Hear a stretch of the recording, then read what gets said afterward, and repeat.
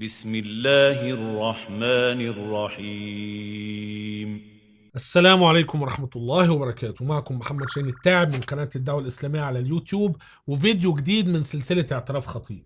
الاقتباس اللي هنقرأ منه النهاردة أرسله أحد متابعي قناة الدعوة الإسلامية، فلو أنت عندك اعتراف حابب إن احنا نعرضه في هذه السلسلة اتواصل معنا عن طريق طرق التواصل اللي موجودة تحت في وصف الفيديو. المرجع اللي هنقرا منه النهارده قرينا منه قبل كده، وهو مرجع ممتاز جدا واكاديمي وحلو وجميل وزي السكر. كتاب قصة الكتاب المقدس، كل ما تريد ان تعرفه عن الكتاب المقدس لمجموعة من المؤلفين. الكتاب عبارة عن مجموعة مقالات عن الكتاب المقدس في مواضيع مختلفة علشان تقدر تلم قصة الكتاب المقدس. من ضمن اهم المؤلفين اف بروس وفيليب كونفورت. الكتاب ايضا طبع دار الثقافة. احنا هنقرا من مقالة صحة وعصمة الكتاب المقدس لهارولد براون في الصفحة رقم 39 تحت عنوان العصمة والمخطوطات.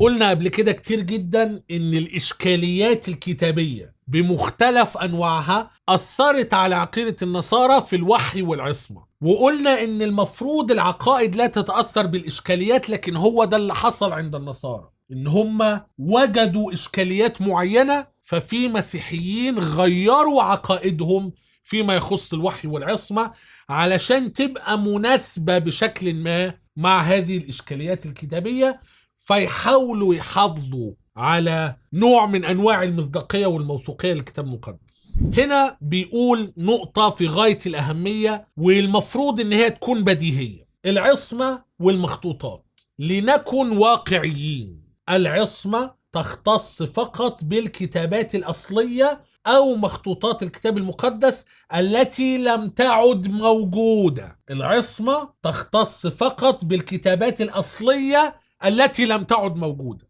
هو ده الاعتراف بمنتهى البساطة. خلي بالك في مشكلة كبيرة جدا، لو في نصوص كتابية بتعلم ان الكتاب المقدس معصوم من التحريف. يعني ايه الكتاب المقدس معصوم من التحريف؟ ان هذا النص الاصلي اللي اتكتب عن طريق كتبة الوحي او من تولى الكتابة عنهم ايا كان، هذا النص الاصلي سيظل محفوظا ولن يتغير اثناء انتقال النص تاريخيا. لو في نصوص بتعلم بكده وبعدين اثبتنا ان الكتاب المقدس حصل فيه تحريف، النص الاصلي ضاع وحصل تحريف اثناء انتقال النص، وبقى عدد الاختلافات ما بين المخطوطات بمئات الالاف وهكذا، والنقاد خلاص قالوا ان لا يرجى الوصول اصلا للاصل، يعني احنا بنحاول على قد ما نقدر نقرب منه، لكن فكرة اعادة تكوين النص الاصلي نفسه ده يعني احنا فقدنا الامل في الموضوع ده. يبقى ساعتها الواقع بيكذب الكتاب المقدس، يبقى دي اشكالية كبيرة. دلوقتي لو العصمة تختص فقط بالكتابات الأصلية التي لم تعد موجودة، أنا كده استفدت إيه؟ يعني ربنا فرض جدلي، لو ربنا عصم النبي محمد صلى الله عليه وسلم أثناء نزول الوحي، وإحنا نظريا بنقول إن النبي محمد صلى الله عليه وسلم تلقى القرآن من جبريل وتلقى القرآن مظبوط 100%، لكن لما جه بقى المراحل اللي بعد كده في تبليغ وتوصيل القرآن الكريم لباقي الأمة حصل تحريف. أنا استفدت إيه من العصمة الأولانية دي إذا كان في النهاية النص موصليش أو القرآن موصليش مظبوط؟ ففكرة إن الإيمان بعصمة الكتاب تختص فقط بالكتابات الأصلية التي لم تعد موجودة، صوت ما هو النص ده في الاخر ما وصليش محفوظ.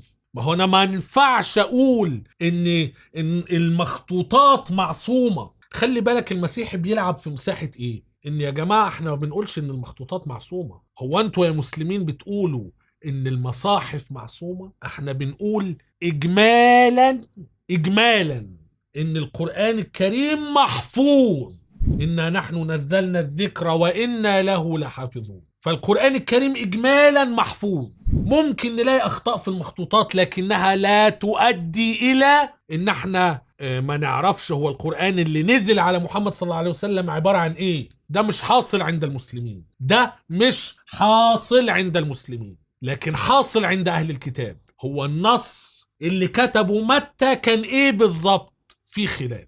يبقى لو التحريف وصل الى درجة اني لم اعد متيقن من ان النص اللي انا بقرأه هو نفس النص اللي كتبه المؤلف الاولاني، يبقى مفيش عصمة.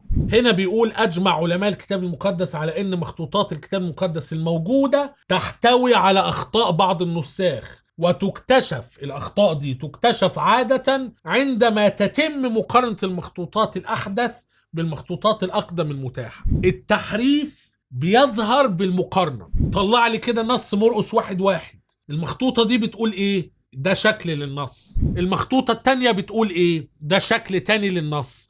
لو في خلاف يبقى في تحريف، لو بيقروا نفس النص يبقى مفيش تحريف. هل ده ضروري؟ لو احنا افترضنا، وخلي بالك النقطة دي مهمة لان هو بيقول ايه؟ تكتشف عادة عندما تتم مقارنة المخطوطات. هل يجوز ان المخطوطات كلها تتفق على نص ومع ذلك نشك في النص ونقول انه ممكن يكون محرف؟ ايه المشكلة؟ النص بتاع متى 28:19 اذهبوا وتلمذوا جميع الامم وعمدوهم باسم الاب والابن والروح القدس، هو شكل واحد في كل المخطوطات اليونانيه، لكن في عندنا شواهد تانية. يبقى هو الفكره ان التحريف بيظهر بالمقارنه، بغض النظر بقى انت بتقارن بايه، بس لازم في حاجه تكتشفها ان في فرق او في خلاف فتعرف ان في حاجه غلط.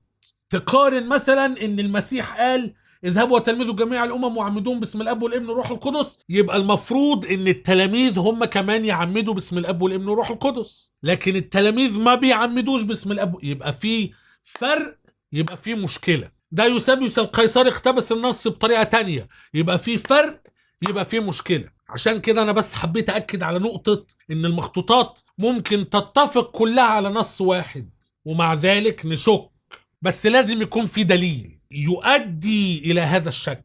ماشي. هنا بيقول وعند القيام بنقد النص فإن نقاد صحة الكتاب المقدس وعصمته يقولون أحيانا إنه بما إن العصمة تنطبق فقط على المخطوطات إذن فهي خارجة عن التداول اليوم.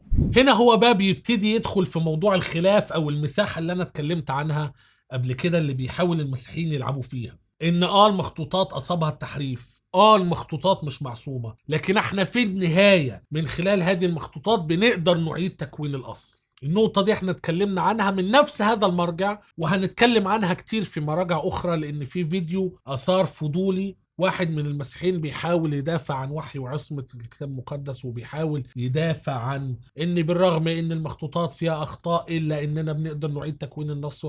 هنبقى نتكلم عن الموضوع ده بالتفصيل، لكن في النهاية الواقع كالآتي: المخطوطات ما ينفعش تكون معصومة لان بالفعل حصل فيها اخطاء، يبقى بالتالي ما بقاش له لازمة ان احنا نقول ان الكتاب المقدس معصوم. هو واقعيا ليس معصوما. والنقطة اللي أنا عايز أكد عليها في النهاية هي إن طالما المسيحيين هيفضلوا على خلاف حول نص الكتاب المقدس، ما ينفعش تقول لي إن نص الكتاب المقدس محفوظ رغم عدم عصمة المخطوطات. لو حاز هذا الفيديو على إعجابك فلا تنسى أن تضغط على زر إعجابني، ولا تنسى أن تقوم بمشاركة الفيديو مع أصدقائك المهتمين بهذا الموضوع. ولو كنت قادرا على دعم ورعاية محتوى القناة، لو أنت شايف أن هذا المحتوى يستحق الدعم والرعاية، فقم بزيارة صفحتنا على باتريون أو بايبال، أو حتى قم بالانتساب للقناة. ستجد اللينكات كلها تحت في وصف الفيديو.